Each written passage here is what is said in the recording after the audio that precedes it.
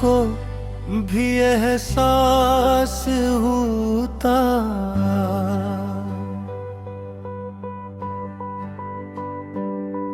काश वक्त को भी एहसास होता कि वो अपने साथ सिर्फ लम्हे नहीं ले जाता, बल्कि बाज़ औकात किसी की पूरी दुनिया भी खामोशी से समेट लेता है।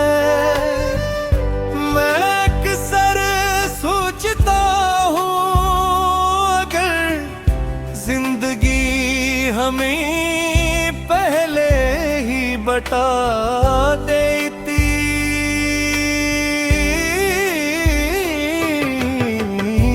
कौन सी मुलाकात आखिरी होगी, तो शायद हम पे भी जल्दी में न पे, शायद हम हर मुस्कुराहट को थोड़ा और देर तक देखते, हर बात को ज्यादा गौर से सुनते, और हर वदा को आखिरी समझ काहिल से कबूल करते।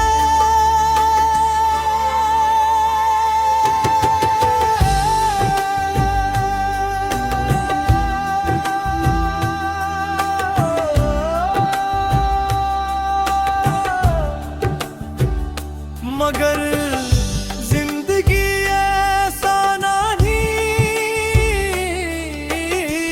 करती,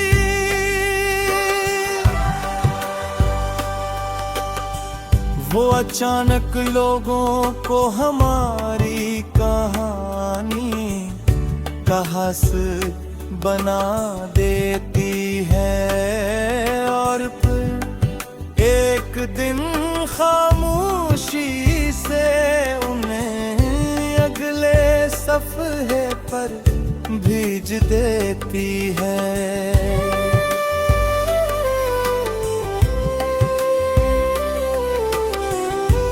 वो भी मेरी जिंदगी में किसी शोर के साथ नहीं आए थे, तुम्हारी आमद किसी जश्न की तरह नहीं थी, तुम तो उस नरम हवा की मानंद थे जो गर्मी से थके हुए इंसान को छोकर गुजर जाए, और वो देर तक उस ठंडक को महसूस करता रहे। तुम्हारे साथ गुजरे हुए लम्हे बहुत बुरे नहीं थे, मगर उनकी गहराई इतनी ज्यादा थी कि आज भी उन्हें याद करके दिल में सुकून इतर आता है। हमने न कभी बड़े ख्वाबों की फहरिस्त बनाई, न हमेशा साथ रहने की कसमी पाई, हम सिर्फ एक दूसरे की मौजूदगी को महसूस करते थे,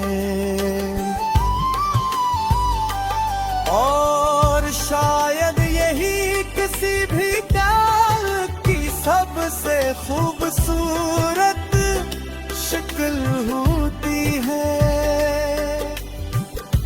आज जब मैं माजी की तरफ देखता हूँ, तो मुझे किसी बात का शिकवा नहीं होता।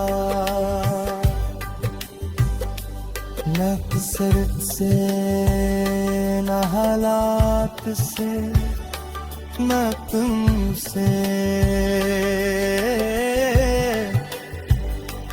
क्योंकि अगर हर ख्वाहिश पूरी हो जाती तो शायद इंसान दुआ करना ही भूल जाता।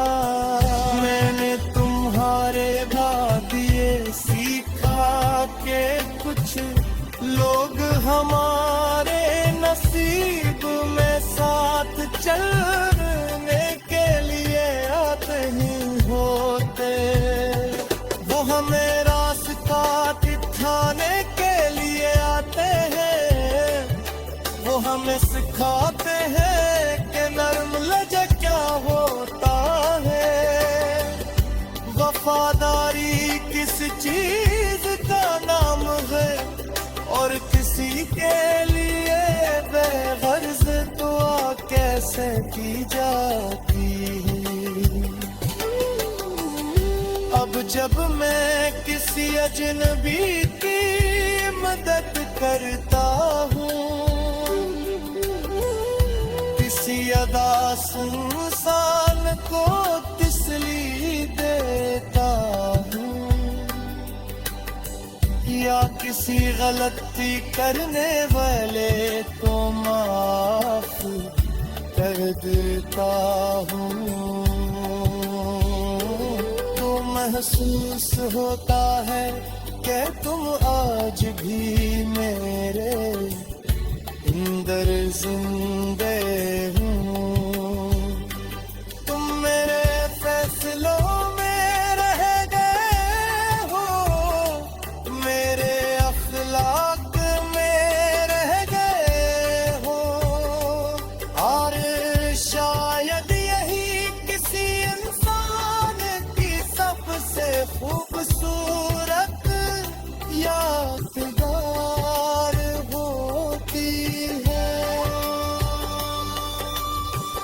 वो अपनी मौजूदगी से ज्यादा अपनी तरबीयत छोड़ जाता है।